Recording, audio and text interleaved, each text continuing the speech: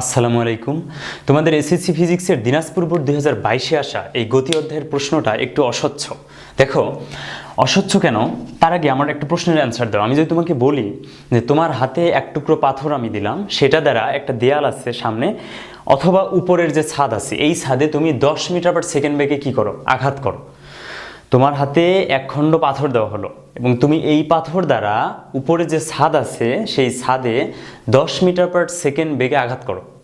তাহলে তুমি যদি এখান থেকে পাথরটাকে ছুঁড়ে দাও, তাহলে সেটা 10 মিটার পার সেকেন্ড বেগে যদি ছাদে এভাবে আঘাত করে তাহলে সেটা হচ্ছে 10 মিটার পার সেকেন্ড বেগে ছাদে আঘাত করা হলো, অর্থাৎ ছাদকে স্পর্শের সময় বেগ আমি বলছি, ঠিক আছে। কিন্তু তুমি কত বেগে ছুটছো সেইটা আর কত বেগে আঘাত করছো এই কথা দুটো কিন্তু ভিন্ন কথা, এই কথা দুটোর মধ্যে পার্থক্য আছে, ঠিক আছে।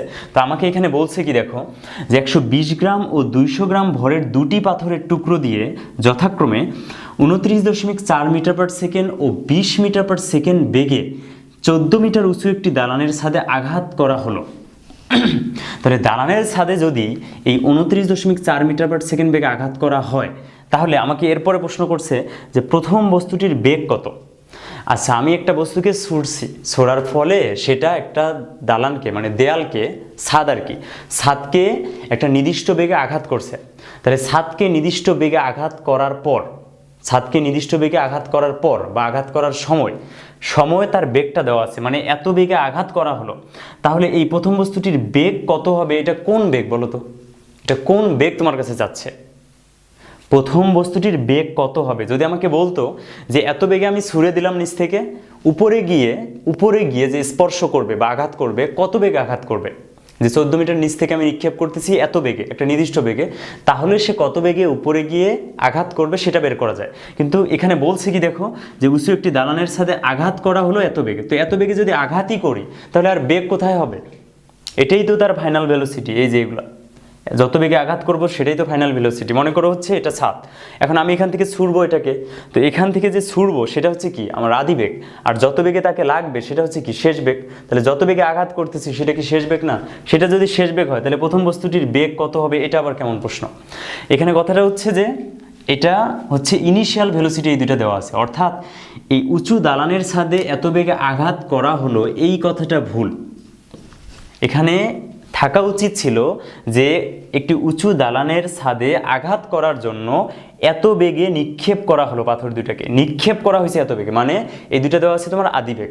তোমার কাছে এই যে চাইছি যে প্রথম বস্তুটির বেগ কত, এটা হচ্ছে শেষ বেগ, মানে এই প্রথম বস্তুটা 29.4 মিটার পার সেকেন্ড বেগে এখান থেকে নিক্ষেপ করছো মানে কি আদি বেগ, সেই বেগে গিয়ে সে নির্দিষ্ট বেগে একটা আঘাত করবে। তাহলে উপরের দিকে যদি যায় তাহলে কি হচ্ছে, মন্দন হচ্ছে, বেগ কমবে, একটা নির্দিষ্ট বেগে গিয়ে সে এই দালানের ছাদকে কি করবে, আঘাত করবে। কথা বুঝছো? তার মানে শেষ বেগ চাইছে আমার কাছে, এই কারণে আমি এই চিত্রটা আঁকছি এখানে। দেখো তাহলে আদি বেগ কত এটার, এক নম্বর বস্তু 29.4, এবং সেটা কত বেগে সেখানে আঘাত করবে এই ছাদকে সেটা আমার কাছে চাইছে, এবং বলছে যে কোন বস্তু দ্বারা ছাদটি বেশি আঘাতপ্রাপ্ত হবে, এটা হচ্ছে ঘ নম্বর প্রশ্ন। তাহলে যে বস্তুটা যত শক্তি নিয়ে ছাদকে আঘাত করবে সেই ছাদটা তত বেশি কি হবে, ক্ষতিগ্রস্ত হবে। তার মানে কে, দেখো এইটার ক্ষেত্রেও বিভব শক্তি, এই বস্তুটা যখন এখান থেকে উপরে উঠতেছে, সে যখন আঘাত করতেছে তার মধ্যে কিন্তু দুইটা এনার্জি আছে, একটা হচ্ছে কাইনেটিক এনার্জি আর একটা পটেনশিয়াল এনার্জি। মানে সে গতি, দেখো এখান থেকে হাইট কিন্তু আছে তার কত মিটার, 14 মিটার, তাহলে 14 মিটার হাইটে বস্তুটার মধ্যে বিভব শক্তিও আছে, আবার বস্তুটার মধ্যে কি শক্তি আছে, গতি শক্তিও আছে। তো এইটার বিভব শক্তি এবং এইটাও তো একই হাইটে আছে, এই দুইটার বিভব শক্তি কি সমান। তাহলে যেহেতু বিভব শক্তি সমান, তাহলে বিভব শক্তি দিয়ে তুলনা করার কোনো দরকার নেই। আমরা দেখব এই দুইটা বস্তুর মধ্যে এই পয়েন্টে সে যার গতিশক্তি বেশি, তাহলে সে বেশি জোরে ওটাকে কি করবে, আঘাত করবে, ঠিক আছে। তাহলে আমরা গতিশক্তি দিয়ে এই ঘ নম্বরটা করে ফেলবো, গতিশক্তি তুলনা করে। তাহলে খুব ইজি কনসেপ্ট, গ নম্বরটা করে ফেলো দেখি তোমরাই কি বলছে। দেখো তো যে প্রথম বস্তুটির বেগ কত, তাহলে আদি বেগ দেওয়া আছে এখানে, তাহলে এখান থেকে এখানে এসে বেগ কত হবে, ইউ দেওয়া আছে, ভি বের করব, উপরের দিকে জি এর মান হবে নেগেটিভ। তাহলে আমরা জানি যে V square is equal U square, উপরের দিকে যেহেতু মাইনাস 2gh, ঠিক আছে। কার মান বের করব, ভি এর মান। তাহলে ভি ইজ ইকুয়াল ইউ কত, ইউ দেওয়া আছে, তাহলে ভি সমান রুট ওভার ইউ হচ্ছে 29.4 এর উপর square minus 2 into 9.8 into H, H এর মানটা কত, হাইটে 14 মিটার হাইটে ওঠার পর বেগ, ঠিক আছে। তাহলে এখান থেকে কিন্তু ক্যালকুলেট করলে আমরা বেগের মানটা পেয়ে যাব, আর এখান থেকে ক্যালকুলেট করলে আমরা বেগের মানটা পাবো 24.289, 24.289 এত কি মিটার পার সেকেন্ড। ওকে, এটা হচ্ছে গ নম্বরের অ্যান্সার। এই তো, বুঝছো কিনা বলো। তারপর হচ্ছে ঘ নম্বর, আমরা এখানেই করে ফেলি ঘ নম্বরটা। দেখো কি বলছে, ঘ নম্বর বলছে যে কোন বস্তু দ্বারা ছাদটি বেশি আঘাতপ্রাপ্ত হবে। তাহলে এখন আমরা কি দিয়ে তুলনা করব, গতিশক্তি দিয়ে। তাহলে প্রথম বস্তুর গতিশক্তি বের করো, কাইনেটিক এনার্জি।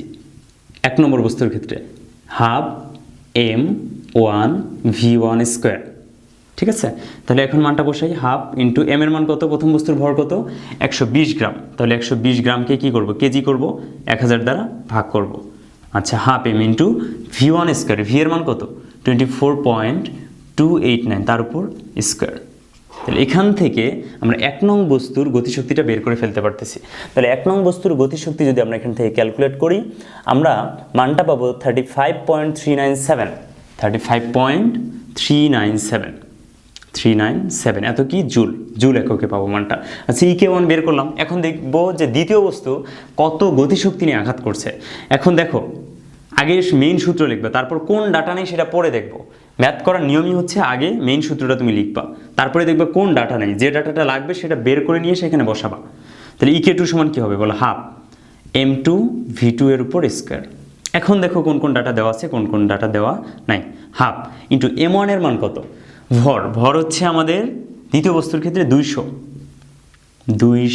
এটাকে কি করলাম 1000 দ্বারা ভাগ করে কেজি করে নিলাম, ইন্টু v2 স্কোয়ার মানে কি, এই যে বেগটা, এই বেগের উপর বর্গ। তাহলে এই বেগের উপর বর্গ বের করার জন্য এটার আদিবেগ জানা আছে না কত, 20 মিটার পার সেকেন্ড।